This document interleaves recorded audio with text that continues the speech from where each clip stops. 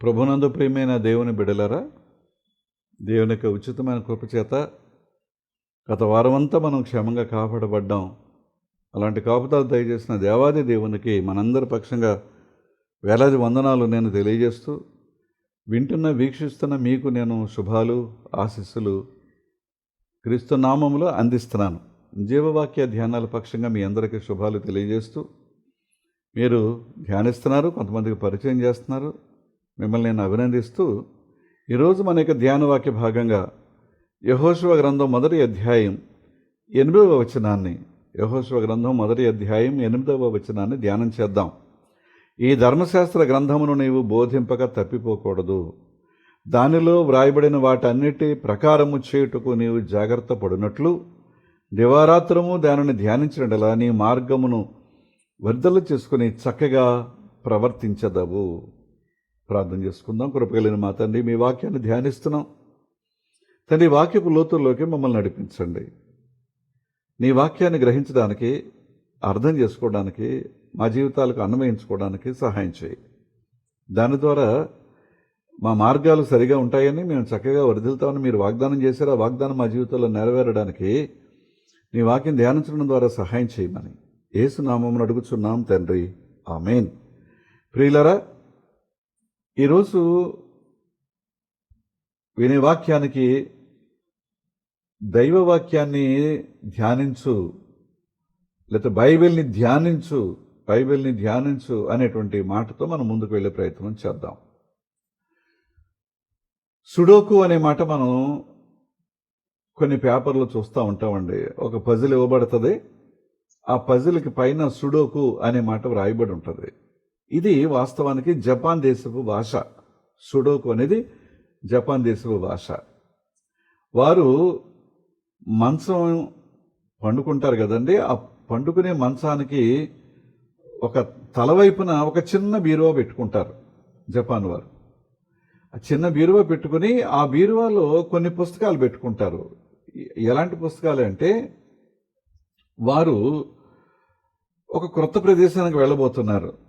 ఆ క్రొత్త ప్రదేశానికి వెళ్ళబోయేటప్పుడు ఆ ప్రదేశం ఎలా ఉంటుంది, అక్కడ వాతావరణం ఎలా ఉంటుంది, అక్కడ ప్రజలు ఎలాంటి వారు, వారి యొక్క హావభావాలు, నైతిక స్థితి ఎలా ఉంటుంది, అక్కడ ఎలా ప్రవర్తించాలి అనేవి కొన్ని గైడ్లైన్స్ ఆ పుస్తకాల్లో దొరుకుతాయి.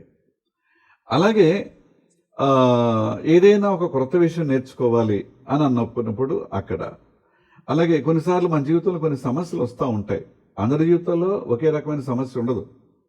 కనుక నా జీవితంలో ఇలాంటి సమస్య ఉంది కనుక ఆ సమస్యకు విడుదల కలిగించేటువంటి కొన్ని సలహాలు ఇచ్చేటువంటి పుస్తకాలు కొన్ని ఉంటాయి. ఇలాంటివి అందులో ఉంటాయి. వారు ఆ పండుకునే ముందు వెంటనే నిద్ర రాదు కదండి, ఒక అరగంట టైం పట్టొచ్చు, పావుగంట టైం పట్టొచ్చు. ఆ నిద్ర వచ్చే లోపల ఆ పుస్తకాలు చదువుతారు. దానికి సుడోకు అని జపాన్ భాషలో పేరు. ఒకసారి జ్ఞాపకం చేసుకుందాం.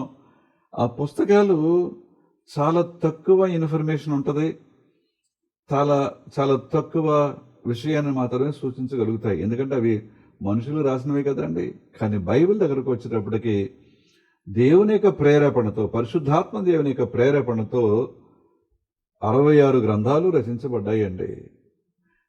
పుట్టినప్పటి నుంచి మన జీవితం ముగింపు వరకు, అంటే మనం చనిపోయే వరకు కూడా ఎవరు ఎలాగూ ప్రవర్తించాలి, సమస్యల్ని ఎలాగ ఎదుర్కోవాలి, ఎలాంటి పరిష్కారం కనుగొనవచ్చు, మాట, ప్రవర్తన, ఆలోచన, కార్యాలు, చేసే కార్యాలు, ఇవన్నిటిని గురించి ఏమంటే సలహాలు ఇచ్చేది, సహాయం అందించేది, దిశానిర్దేశం చేయగలిగేది, గమ్యం చేర్చగలిగేది, నడిపించేది బైబిల్ గ్రంథం. అంచేత బైబిల్ గ్రంథాన్ని ధ్యానించాలి. పఠించడం ఒకటే కాదండి, ధ్యానించాలి. వాగ్దాన భూమిలోనికి ఇశ్రాయేలు ప్రజల్ని యెహోషువ నడిపిస్తున్నాడు. మోషే టైం అయింది, యొర్దాను దాటారు, అక్కడి నుంచి యెహోషువ భుజాలపై భారం పడింది. కనుక యెహోషువకు గైడ్లైన్స్, ప్రోత్సాహం అంతా కూడా వ్రాయబడింది. ఆయన ఏమంటాడంటే, ఈ 1:8లో ఈ ధర్మశాస్త్ర గ్రంథమును నీవు బోధింపక తప్పిపోకూడదు. ఖచ్చితంగా ప్రజలందరికీ నువ్వు బోధిస్తూనే ఉండాలి. ఏదైతే వ్రాయబడి ఉందో ఆ ప్రకారం చేయడానికి నీవు జాగ్రత్త పడినట్లు, నువ్వు బోధించే వ్యక్తివి కదా, ముందు నువ్వు జాగ్రత్తగా ఉండాలి. నువ్వు జాగ్రత్త పడినట్లు దానిని దివారాత్రము నువ్వు ధ్యానం చేయాలి. ఎప్పుడైతే నువ్వు ధ్యానం చేస్తావో, ప్రజలు ధ్యానం చేసేలాగా చేస్తావో, వారు వారి మార్గమును చక్కగా వరదలు చేసుకుని ఆ మార్గంలో వారు చక్కగా ప్రవర్తించుకుంటూ ముందుకు వెళ్తారు. ప్రియమైన దేవుని బిడ్డలారా, ఇంతవరకు ఒక జీవితం జీవించాం. జరిగిపోయిన కాలం అది వెనక రమ్మంటే రాదు, దాన్ని మనం ఏమీ చేయలేం. కానీ ఇక ముందు జీవించబోయేటువంటి జీవితం, ఇక ముందు నడవబోయేటువంటి మార్గం, లేకపోతే ఇక ముందు బ్రతకబోయేటువంటి బ్రతుకు ఎలా ఉంటుందో మనకు తెలియదు. కనుక ఇంతకు ముందున్నట్టుగా ఇక ముందు ఉండకపోవచ్చు. కనుక మనకు మనందరి చేతుల్లో ఈ బైబిల్ కావాలి. మనల్ని నడిపించేది, గైడ్ చేసేది, గైడెన్స్ ఇచ్చేది, ఉపదేశించేది, తప్పు మార్గంలో వెళ్లకుండా కాపాడేది, నీతిని అనుసరించి నడవగలిగేలాగా చేయగలిగేది బైబిల్ మాత్రమే అని. అందుకని ఇది మన వరకు. కానీ యెహోషువకు చెప్పిన ఇంకొక మాట ఏంటంటే, నీవు బోధింప తప్పిపోకూడదు. ఎవరికి బోధించాలి? మనం నేర్చుకున్నాం ఆమెను అనుకుంటే సరిపోదండి. మనం నేర్చుకున్నాం చాలు అనుకుంటే సరిపోదు. మనకు బిడ్డలు ఉన్నారు, మనవలు ఉన్నారు, వారికి నేర్పించాలి. బోధింపక తప్పిపోకూడదు. ప్రియమైన దేవుని బిడ్డలారా, తల్లిదండ్రులుగా ఏమండి, బిడ్డల యొక్క బాధ్యత మన భుజాలపై ఉంది కనుక బైబిల్ని వారికి పరిచయం చేయాలి, వారికి బోధించాలి. మనం టైం లేదు అనొద్దండి. నిజమే, మనకి టైం లేని పరిస్థితులు ఉన్నాయి. మనకు ఉద్యోగాలు ఉన్నాయి, వ్యాపారాలు ఉన్నాయి, వృత్తి వ్యవసాయం ఇవన్నీ ఉన్నాయి, చాలా పనులు ఉన్నాయి, అలసిపోతున్నాం. ఇంటికి వచ్చిన తర్వాత బిడ్డలతో మాట్లాడే టైం కూడా ఉండట్లేదు. కానీ టైం తీసుకో. అలాగే బిడ్డల విషయంలో కూడా వారు మనతో గడిపే టైం చాలా తక్కువ. ఎందుకంటే స్కూల్స్కి ఉదయం 7 గంటలకు వెళ్ళాలి, సాయంకాలం 7-8 గంటలకు తిరిగి వస్తున్నారు. వచ్చిన వెంటనే మళ్ళీ హోంవర్క్ అంటారు. ఈ లోపల స్నానం చేయాలి, భోజనం చేయాలి, కాసేపు నిద్రపోకపోతే మళ్ళీ ఉదయానికి లేవలేరు. ఇవన్నీ ఉన్నాయి. కానీ నువ్వు టైం తీసుకో, బిడ్డలకు కొంత టైం కేటాయించు. ఆ టైంలో నువ్వు నేర్చుకున్నది బిడ్డలకు నేర్పించు, బోధించు. వారు రానున్న దినాలలో, రానున్న సంవత్సరాలలో, బ్రతుకు కాలం అంతా కూడా దేవుని యొక్క కృపాక్షేమములు అనుభవించగలిగేటువంటి స్థితి ఉంటుంది. ఎందుకంటే మన బిడ్డల గురించి మనం ఆలోచన చేస్తుంటే చాలా మంది తల్లిదండ్రుల యొక్క హృదయాలలో బాధ ఉంది, వేదన ఉంది, దిగులు ఉంది, కృంగుబాటు ఉంది. ఏమైపోతున్నారో తెలియటం లేదండి. బయటకు వెళుతున్నారు, ఏ అలవాట్లు అలవడుతున్నాయో, ఏ పొరపాట్లు వారి జీవితంలో దొరుకుతున్నాయో, లేకపోతే ఎలాంటి లోకం యొక్క పరిస్థితి చాలా దీనంగా, హీనంగా, భయంకరంగా ఉంది. బిడ్డలు అందులోకి వెళ్ళిపోతే ఏమవుతారనే దిగులు, ఆ డిప్రెషన్ తల్లిదండ్రుల హృదయాల్లో ఉంది. అది పోవాలి అంటే, బిడ్డలు క్షేమంగా ఉండాలి అంటే ఈ బైబిల్ గ్రంథాన్ని మనం నేర్చుకోవాలి. తల్లిదండ్రులుగా, పెద్దలుగా బిడ్డలకు దానిని మనం బోధించేటువంటి ప్రయత్నం చేయాలి. అందుకనే 48వ కీర్తన 9వ వచనంలో ఒక మాట ఉంటుందండి. దేవా, నీ ఆలయమందు నీ కృపను ధ్యానించితిమి, నీ ఆలయమందు నీ కృపను ధ్యానించితిమి. కనుక బిడ్డలతో సహా టైం తీసుకుని దేవాలయానికి వెళ్ళటం మనం నేర్చుకోవాలి.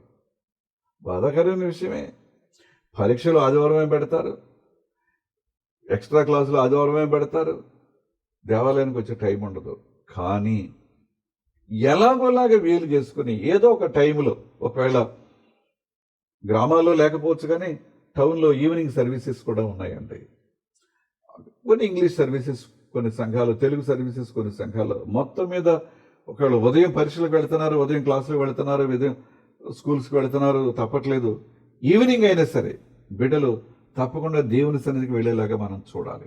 119వ కీర్తన 39వ వచనంలో ఉంటుంది, నీ న్యాయ విధులు ఉత్తమములు. అయ్యా, దేవుని వల్ల మనం ఏదైతే నేర్చుకుంటున్నామో, దేవుని వల్ల ఏదైతే విని గ్రహించగలుగుతున్నామో అది ఉత్తమం. ఇంకా అంతకంటే ఉత్తమమైనది ఎవరు చెప్పలేరు, బోధించలేరు. అలాగే ఇది 39వ వచనం. 59వ వచనం చూస్తే, నా మార్గములను నేను పరిశీలన చేసుకుంటేని, నీ శాసనము తట్టు మరలుకొంటిని. నా మార్గములను నేను పరిశీలన చేసుకుంటేని, అయ్యా నేను వెళుతున్నాను, ఎలా వెళుతున్నాను ఒకసారి నేను చూసుకున్నాను. అక్కడ పొరపాట్లు ఉన్నాయి, తప్పులు ఉన్నాయి, దారి తొలగిపోతున్న పరిస్థితులు ఉన్నాయి. కనుక నేను నీ శాసనము తట్టు మరలుకొంటిని. ఎప్పుడైతే తప్పు తెలిసిందో, పొరపాటు తెలిసిందో, దిద్దుకునే అవకాశం ఉంది గనక దిద్దుకుని నేను మళ్ళీ సన్మార్గంలోకి రాగలిగాను. బిడ్డలకు అది నేర్పాలి. ఎందుకంటే జరుగుతుంటాయి బయట. అది బిడ్డలు తప్పుగా భావించి బిడ్డలను నిందించొద్దు, దూషించొద్దు. ప్రార్థన చేద్దాం, వారికి దేవుని యొక్క వాక్యాన్ని బోధిద్దాం, దేవుని వైపు వారిని మరలేలాగా మనం చేద్దామండి. సామెతల గ్రంథం 12వ అధ్యాయం 5వ వచనం మళ్ళొకసారి జ్ఞాపకం చేస్తున్నాను. నీతిమంతుల తలంపులు న్యాయయుక్తములు. నీతిమంతుల తలంపులు నీతి ఎలా దొరుకుతుందండి? అతడు యెహోవాను నమ్మెను, అది అతనికి నీతిగా ఎంచబడిన అబ్రహాం గురించి వ్రాయబడిన మాట. కనుక ఎప్పుడైతే దేవుని మనం నమ్ముతామో అది నీతిగా ఎంచబడుతుంది. వారి యొక్క తలంపులు ఎప్పుడు కూడా న్యాయయుక్తంగా ఉంటాయి. భక్తిహీనులు చెప్పు ఆలోచనలు మోసకరములు. భక్తిహీనత లోకంలో ఉంది. దేవుని యొక్క బిడ్డల హృదయాలలో దేవుని యొక్క వాక్యం ఉంది కనుక వారు నీతిమంతులుగా ఉంటారు. వారి యొక్క తలంపులు కూడా న్యాయయుక్తంగా ఉంటాయి. కనుక మన బిడ్డలు దేవునిలో ఉండటం, మనం దేవునిలో ఉండటం, మన బిడ్డలను దేవునిలో ఉంచటం ఎంత అవసరమైన విషయం ఈ సమయంలో మీకు నేను జ్ఞాపకం చేస్తున్నాను. కొంచెం ముందుకు వెళితే 21వ అధ్యాయం 5వ వచనం, సామెతల గ్రంథంలోనే 21వ అధ్యాయం 5వ వచనం, శ్రద్ధ గల వారి యోచనలు లాభకరములు. ఏ శ్రద్ధ? యెహోవా యందు శ్రద్ధ, దేవుని వాక్యమందు శ్రద్ధ, బైబిల్ మీద శ్రద్ధ ఎవరైతే చూపిస్తారో వారి యోచన లాభకరము. తాళిమ లేక పని చేయవానికి నష్టమే కలుగును. ఈ శ్రద్ధ లేకుండా ఎలా పడితే అలా వెళ్ళి ఇష్టానుసారంగా వెళ్ళే వారి యొక్క ఆలోచనలు నష్టాన్ని కలిగిస్తాయి అని జ్ఞాపకం చేస్తా ఉంది. అందుకనే యెహోషువ గ్రంథం 1వ అధ్యాయం 5వ వచనంలో చెప్పబడిన మాట, నీ బ్రతుకు దినములన్నిట ఏ మనుషుడు నీ ఎదుట నిలవలేకయుండును. ఎప్పుడైతే దేవుని బిడ్డలుగా ఉంటామో, దేవుని కార్యాలు చేయడానికి ఇష్టపడి ఆయన మార్గంలో నడుస్తూ ఉంటామో, ఆయన వాగ్దానం చేస్తున్నాడు, నీ బ్రతుకు దినములన్నిట ఏ మనుషుడు నీ ఎదుట నిలవలేకయుండును. నేను మోషేకు తోడయ్యుండునట్లు నీకు నువ్వు తోడై ఉంటాను. ఎప్పుడు? మోషేను అడుగుజాడలు నడిచాడు గనుక. మోషే సేవకుడయ్యుండి నా ఇల్లంతటిలో నమ్మకమైన వాడిగా ఉన్నాడని ఆయన గురించి చెప్పబడింది. మరి మన నమ్మకత్వం, దేవుని ఇల్లంతటిలో మన నమ్మకత్వం ఎలా ఉంది? ఎప్పుడైనా మన నమ్మకత్వాన్ని మనం నిరూపించుకోగలిగామో, చూపించుకోగలిగామో, ప్రదర్శించుకోగలిగామో, మోషేకు తోడుగా ఉన్నట్టు మనకు కూడా ఆయన తోడుగా ఉంటాడు. 40 సంవత్సరాలు ఎన్ని ఆటుపోట్లు వచ్చినా, ఎన్ని కష్ట నష్టాలు వచ్చినా మోషే అపజయానికి గురి కాలేదండి. ప్రయాణం సాగిస్తూనే ఉన్నాడు, లక్షల మంది ప్రజలను నడిపిస్తూనే ఉన్నాడు. అలాంటి శక్తి దేవుడు మనకు, మన బిడ్డలకు అనుగ్రహిస్తాడు. కనుక ఈ వాగ్దానాలన్నీ మన జీవితాల్లో నెరవేరాలి అంటే, మన బిడ్డల యొక్క జీవితాల్లో నెరవేరాలి అంటే విధేయత కావాలి. దేవుని వాక్యం ఎడల విధేయత కావాలి. ఇది మర్చిపోవద్దండి. ఆ విధేయత ఎలా ఉండాలి అంటే, సమూయేలు మొదటి గ్రంథం 15వ అధ్యాయం 22వ వచనం చదువుతాను.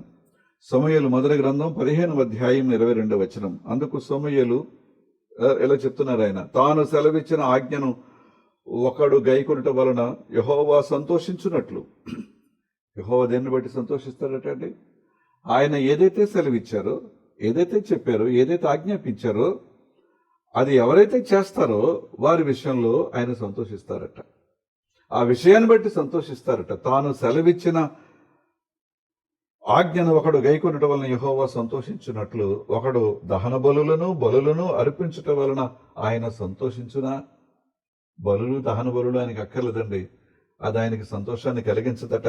ఆలోచించుము, బలులు అర్పించుట కంటే ఆజ్ఞలు గైకొనుటయు, పొట్టేళ్ల క్రొవ్వు అర్పించుట కంటే మాట వినుటయు శ్రేష్టము. అంచేత బలులు అర్పించి, దహన బలులు అర్పించి సరిపెట్టుకుంటే కుదరదండి. దానివల్ల యెహోవాకు సంతోషం లేదు. ఆయన మాట వినడం, ఆయన ఆజ్ఞలకు లోబడటం. ఎవరైతే ఈ పని చేస్తారో, వింటారో, లోబడతారో వారు దేవుని చేత దీవించబడతారు, ఆశీర్వదించబడతారు. అందుకని ద్వితీయోపదేశకాండం 26వ అధ్యాయం 16వ వచనంలో చక్కని మాట ఉంటుందండి. ఈ కట్టడలను విధులను గైకొనుమని నీ దేవుడైన యెహోవా నీకు ఆజ్ఞాపించి ఉన్నాడు గనుక నీవు నీ పూర్ణ హృదయముతో, పూర్ణ ఆత్మతో వాటిని అనుసరించి నడుచుకునవలెను. అంతే. పూర్ణ హృదయము, పూర్ణ ఆత్మ అంటే ఇంకక్కడ వేరే దానికి చోటు ఇవ్వద్దు, వేరే దానికి నువ్వు ప్లేస్ కల్పించొద్దు. నీ హృదయంలో ఇంకా ఏది కూడా ప్రవేశించడానికి వీల్లేదు. దేవుని మాట, దేవుని ఆజ్ఞ ఉండాల్సిందే. అప్పుడు మన జీవితాల్లో మనం వర్ధిల్లుతాం అనే మాట మనం మర్చిపోవడానికి వీల్లేదు. అందుకని ఇర్మీయా గ్రంథం 7వ అధ్యాయం 23వ వచనాన్ని చదివితే, ఏదనగా నా మాటలు మీరు అంగీకరించినట్లా నేను మీకు దేవుడినై ఉందును. విన్నారండి? ఆయన మాటలు వింటే అంగీకరిస్తే ఆయన మనకు దేవుడై ఉంటాడు, మీరు నాకు జనులు ఇందరు, మనం ఆయనకి జనులుగా ఉండగలుగుతాం. మీకు క్షేమము కలుగునట్లు నేను మీకు ఆజ్ఞాపించుచున్న మార్గములంతటి ఎందును మీరు నడుచుకునుడి. నేను మీకు క్షేమం ఇవ్వాలంటే ప్రియులరా, మన క్షేమం మన చేతుల్లో ఉందండి? మన క్షేమం మన చేతుల్లో ఉందా? జ్ఞాపకం చేసుకుందాం. ఇవాళ మార్కెట్లో పోలీసు వారు డ్రంక్ అండ్ డ్రైవ్ నిర్వహిస్తున్నారండి. ఎక్కడ పడితే అక్కడ ఆపేసి ఒక ఇన్స్ట్రుమెంట్ మన నోటి దగ్గర పెట్టి ఓదండి ఓదండి అని అడుగుతున్నారు, ఊదుతున్నారు. ఒక మోటార్ బైక్ వ్యక్తి డ్రంక్ అండ్ డ్రైవ్లో దొరికితే చిన్న పనిష్మెంట్. ఒక auto driver drunk and drive దొరికితే 15,000 రూపాయలు ఫైన్ వేస్తున్నారు. ఒక టాక్సీ డ్రైవర్ ఎవరైతే నడుపుతారో, వానర్ అవ్వచ్చు, డ్రైవర్ కావచ్చు, ఆ టాక్సీ డ్రైవర్ డ్రంక్ అండ్ డ్రైవ్లో దొరికితే 30,000 రూపాయలు. ఒక బస్ డ్రైవర్ డ్రంక్ అండ్ డ్రైవ్లో దొరికితే 50,000 రూపాయలు ఫైన్ వేస్తున్నారు. కారణం ఏంటో తెలుసా? నువ్వు ఆటో నడుపుతున్నావు, నీ ఆటోలో 5 మందో 10 మందో 8 మందినో ఎక్కించుకుంటున్నావు, వాళ్ళందరూ ప్రాణాలకి నువ్వు ప్రమాదం కలిగిస్తావు. నువ్వు ట్యాక్సీ నడుపుతున్నావు, అందులో కొంతమంది ప్రయాణం చేస్తున్నావు, వారి ప్రాణాలకి నీవు ఈ డ్రంక్ అండ్ డ్రైవ్ వల్ల నువ్వు నష్టం కలిగిస్తావు. బస్సు అయితే 50 మంది 60 మంది కూడా ప్రయాణం చేయొచ్చు, వారందరూ ప్రాణాలకి హాని. కనుక ఇంత పనిష్మెంట్ ఉంటుంది. జ్ఞాపకం చేస్తున్నాను, మీకు క్షేమము కలుగునట్లు నేను మీకు ఆజ్ఞాపించుచున్న మార్గమంతటి యందు మీరు నడుచుకునుడి. ఆయన టెస్ట్ చేయక్కర్లా, పనిష్మెంట్ అక్కర్లా, నడుచుకుంటే దీవెనంతే. ఇది మనం మర్చిపోవడానికి వీల్లేదు. మత్తయి సువార్త 7వ అధ్యాయం 21 ప్రభువా ప్రభువా నన్ను పిలిచి ప్రతివాడు పరలోక రాజ్యంలో ప్రవేశించడు. నోటి మాటతో వద్దు. అందుకనే నేను పదే చెప్పే మాట ఏంటంటే, అలవాటుగా దేవునికి స్తోత్రం అనకండి, అలవాటుగా ప్రైజ్ ది లార్డ్ అనకండి, అలవాటుగా వద్దు. అది హృదయం నుంచి వచ్చేలా చూడండి. ఎందుకు దేవునికి స్తోత్రం చెప్తున్నావు, ఎందుకు ప్రైజ్ ది లార్డ్ అంటున్నావు, ఆయన ఏం కార్యం చేశారు, దాన్ని గుర్తించి దేవునికి వందనాలు చెల్లిస్తున్నావా, హృదయం నుంచి రావాలి. అది ప్రభువా ప్రభువా అని పిలిచి ప్రతివాడు పరలోక రాజ్యంలో ప్రవేశింపడు గాని పరలోకముందున్న నా తండ్రి చిత్త ప్రకారము చేయువాడే పరలోక రాజ్యంలో ప్రవేశిస్తాడు. కనుక ఒక మాటల వ్యక్తిగా మనం ఉండొద్దు, చేతల వ్యక్తిగా ఉండాలి. మాటల వ్యక్తిగా మాటలు వల్లించి, గొప్ప గొప్ప పదాలు వల్లించి, లేకపోతే గొప్ప పాండిత్యాన్ని ప్రదర్శించేటువంటి క్రైస్తవుడిగా ఉండొద్దు. ఆయనకు అక్కర్లేదు. నీ హృదయంలో నుంచి ఆయనను హృదయపూర్వకంగా ఆరాధిస్తూ ప్రభువా ఆయన నోటారు నువ్వు పిలిస్తే చాలు. నీ జీవిత ప్రయాణం అంతట్లో కూడా ఆయన వలన క్షేమాన్ని మనం కలిగి ఉంటాం. అపోస్తుల కార్యాలు 5వ అధ్యాయం 29 మనం చూసినప్పుడు, అందుకు పేతురు అపోస్తులు మనుషులకు కాదు మేము దేవునికే లోబడవాలని కదా. చాలా ఒత్తిడి ఉంది ఆ దినాల్లో, శ్రమలు ఉన్నాయి, కష్టాలు ఉన్నాయి, ప్రాణహాని ఉంది, జైల్లో పెట్టేస్తున్నారు, ఉరి శిక్ష, జైలు శిక్ష, సిలువ శిక్ష, శిరచ్ఛేదనం, ఇవేవో అమలు చేస్తున్నారు. కానీ వాళ్ళేమన్నారంటే, పేతురుతో పాటు మిగతా అపోస్తలులు మనుషులకు కాదు మేము దేవునికి లోబడవలని కదా. ప్రియమైన వాళ్ళారా, మన ఎదుట మీరు బాగా ప్రాస్పరిటీలోకి వెళతారని దేవుడు వాగ్దానం చేయలేదు, లేకపోతే భోగభాగ్యాలు అనుభవిస్తారని చెప్పలా, అష్టైశ్వర్యాలతో తుడతూగుతారని చెప్పలా. ఆయన కష్టాలు ఉంటాయని చెప్పారు. నీవు నన్ను నమ్మడం వల్ల, విశ్వసించడం వల్ల, నా అడుగుజాడలో నడవడం వల్ల నేను క్రైస్తవుడనే ధీమాగా ఒక క్రైస్తవ జెండా పట్టుకుని నీవు నడిస్తే నీకు ఈ ఆశీర్వాదాలు నేను చెప్పలేదు, శ్రమలు ఉంటాయని చెప్పారు. కానీ అలా నడవగలిగిన వారి యొక్క జీవితాలు ధన్యకరంగా ఉంటాయి. ఎలా ఉంటాయో తెలుసా అండి? యోసేపు యొక్క జీవితాన్ని మనం గమనించినప్పుడు ఎన్ని కష్టాలు ఎదుర్కొన్నాడండి, ఎన్ని శ్రమలు ఎదుర్కొన్నాడు. మన బైబిల్ చదువుతున్నప్పుడు ఆహా ఓహో అనుకుంటాం తప్ప నిజంగా అవి మన జీవితాల్లోకి వస్తే ఎలాంటి పరిస్థితి? అన్నలారా, ఏంటి నన్ను ఇలాగా గోతులో పడేశారు, నీళ్లు లేని గోతులో పడేశారు, పైకి తీయండి అన్నలారా. ఎవరికి కనికరం కలగలేదు. సరే, ఎవరికో ఒక ఆయనకు దయగలిగింది, బయటికి తీశారు, వర్తకులకు అమ్మేశారు. ఆ వర్తకులకు అమ్మినోడు ఒంట్ల మీద కూర్చోబెట్టి తీసుకెళ్తాడండి ఒక బానిసని ఎడారిలో. వాడికి దయగలిగితే కొంచెం నీళ్ళు ఇస్తాడు, దయగలిగితే కొంచెం రొట్టె ఇస్తాడు. కాలి నడకన ఒంటెలకు ఇతను చేతులు కట్టిన తాడు ఒంటలు కట్టి వాళ్ళు మేము ఒంట్ల మీద కూర్చుంటే ఇతను వెనకాల నడుచుకుంటూ ఎన్ని మైళ్ళు నడిచాడో.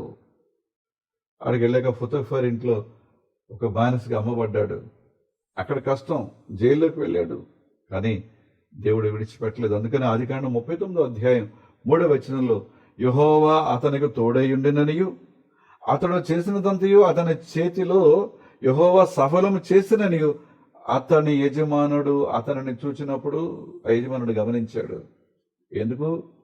ఎందుకు అంటే ఆయన చేసే ప్రతిదీ, ఆయన ఆలోచన చేసి ఆయన తలపెట్టిన ప్రతి పని నెరవేరుతా ఉంది కనుక ఇతను నమ్మిన దేవుడు ఇతనికి తోడై ఉన్నాడు అని ఆ యజమానుడు గుర్తించాడట. మనం ఎవరో ఒకరి చేతి కింద పనిచేయాలి కదండి. మనం ఎవరం కూడా ఎవరి చేతి కింద లేవని అనుకోవడానికి వీల్లేదు. మన పైన ప్రభుత్వం ఉంది, అధికారులు ఉన్నారు. కానీ వారు మనలో ఉన్న అభివృద్ధిని వారు గుర్తించాలి, మనలో ఉన్నటువంటి ఆ ఆశీర్వాదాన్ని వారు గుర్తించాలి. ఇదే వారి దేవుని వలన వారికి దొరికింది, కలిగింది అని వారు గుర్తించగలిగిన ఆ యోసేపు లాంటి జీవితం మనం కలిగి ఉండాలని ఈ సమయంలో మీకు నేను జ్ఞాపకం చేస్తున్నాను. ద్వితీయోపదేశకాండం 29వ అధ్యాయం 9వ వచనం, కాబట్టి మీరు చేయనదంతే చక్కగా జరుగునట్లు ఈ నిబంధన వాక్యములను అనుసరించి నడుచుకునవలెను. మీరు ఏదైతే చేతాలు పెట్టారో అది చక్కగా జరుగునట్లు ఈ బైబిల్లో వ్రాయబడిన వాటిని మీరు చక్కగా చదివి గ్రహించి అర్థం చేసుకుని ఆ ప్రకారంగా జీవించేటువంటి బిడ్డలుగా ఉండాలని బైబిల్ మనకి బోధిస్తుందండి.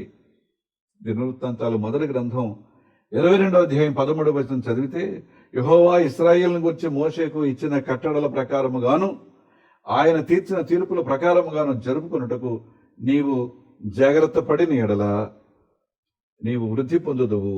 ధైర్యము తెచ్చుకొని బలముగా ఉండము, భయపడకము, దిగులు పడకము. భవిష్యత్తును గురించి ఆందోళన ఉంటుంది, భవిష్యత్తును గురించి చింత ఉంటుంది, భవిష్యత్తును గురించి అనిశ్చిత పరిస్థితి ఉంటుందండి. తెలియదుగా మనకి ఏం జరుగుతుందో. మనకి కొన్ని ఆలోచనలు ఉంటాయి, కొన్ని ప్రణాళికలు ఉంటాయి.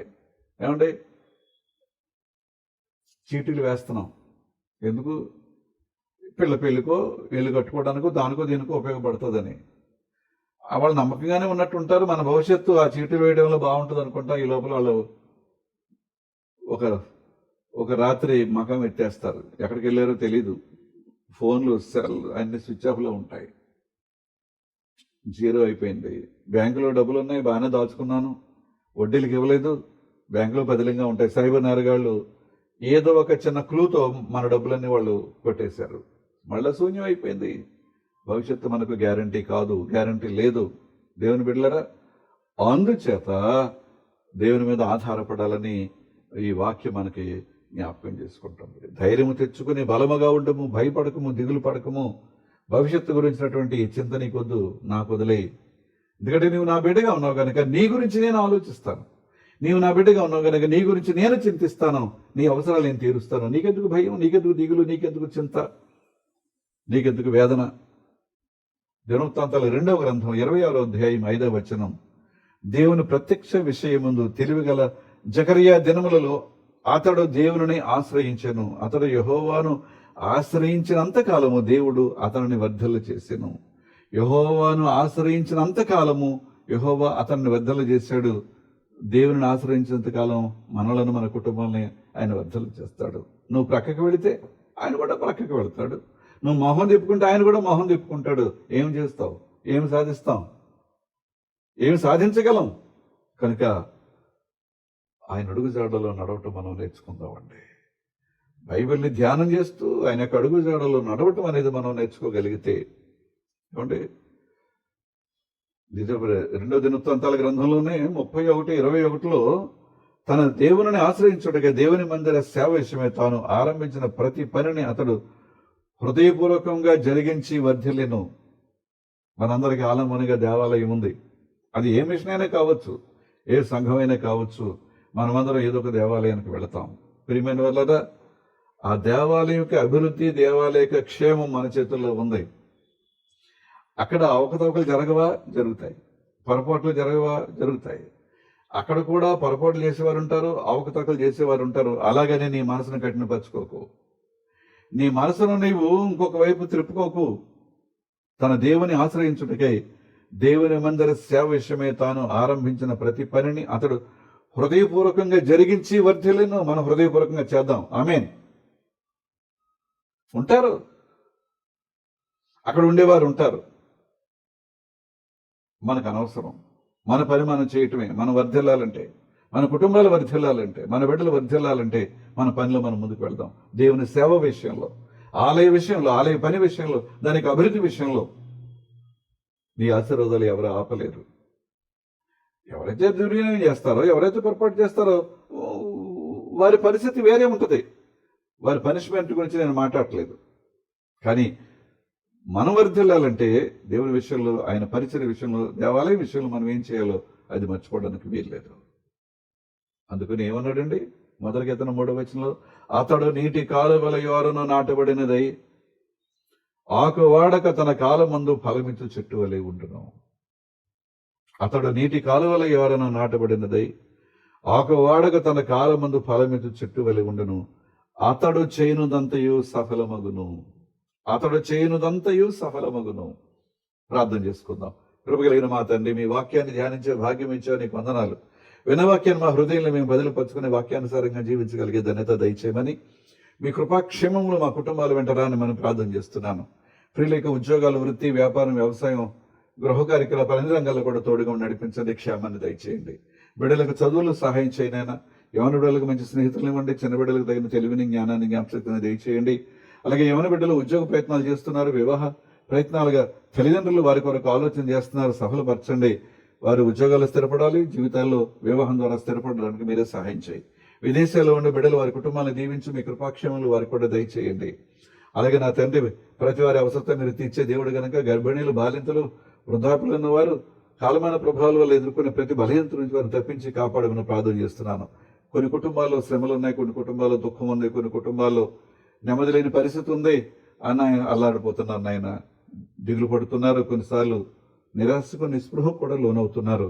అయితే వారిని ఆదరించే దేవుడు, ధైర్యపరిచే దేవుడు, శక్తినిచ్చే దేవుడు, స్వస్థపరిచే దేవుడు నీవే కనుక సహాయం చేయమని ప్రార్థన చేస్తున్నాను. అలాగే మా రాష్ట్రం, దేశాన్ని మీ చేతులుగా అప్పగిస్తూ, మా రాష్ట్ర నాయకుల అధికారులు, మా దేశ నాయకుల అధికారులపై కృప కుమ్మరించండి. వారి ద్వారా చక్కని పరిపాలన మాకు దయచేసి నాయన, క్రైస్తవులకు వ్యతిరేకంగా జరుగుతున్న దాడులను ఆపి తిరిగి మళ్ళా నీ విడుదలకు నెమ్మది, శాంతి, సమాధానాలు దయచేయమని, ప్రతి వారు కూడా తండ్రి తమ తమ గానుగుల దగ్గర, తమ తమ చెట్ల దగ్గర, తమ తమ పొలాల్లో, తమ తమ గృహాలలో శాంతిగా ఉండగలిగే ధన్యకరమైన మంచి రోజులు మీరు ఇస్తారని నీ బిడ్డలకని నమ్మి మీకు వందనాలు చెల్లిస్తూ మరొక మంగళవారం కలుసుకుని నీ వాక్యాన్ని ధ్యానించేంత వరకు మా ప్రియుల వెంట నీ కృపాక్షేమం దయచేయమని యేసు నామమున వినయంగా బ్రతిమాలి వేడుకొనుచున్నాం తండ్రి, ఆమేన్. పరలోకమందున మా తండ్రి, మీ నామం పరిశుద్ధపరచబడును గాక, మీ రాజ్యం వచ్చును గాక, మీ చిత్తం పరలోకమందు నెరవేర్చున్న భూమి యందు నెరవేరును గాక. మనదిన ఆహారం నేడు మాకు దయచేయము. మా ఎడల అపరాధం చేసిన వారు మీకు క్షమించిన ప్రకారం అపరాధములు క్షమించము. సోదములను తెక్కకీడును తప్పించు. రాజ్యము, శక్తి, మహిమ నిరంతరము నీవే ఉన్నావు తండ్రి, ఆమేన్. మన తండ్రి అయిన దేవుని నుండి, ప్రభు అయిన క్రీస్తు నుండి, పరిశుద్ధాత్మ నుండి కృపయు సమాధానం మీకు కలుగును గాక, ఆమేన్. అందరికీ సెలవు. మరొక మంగళవారం కలుసుకుందాం.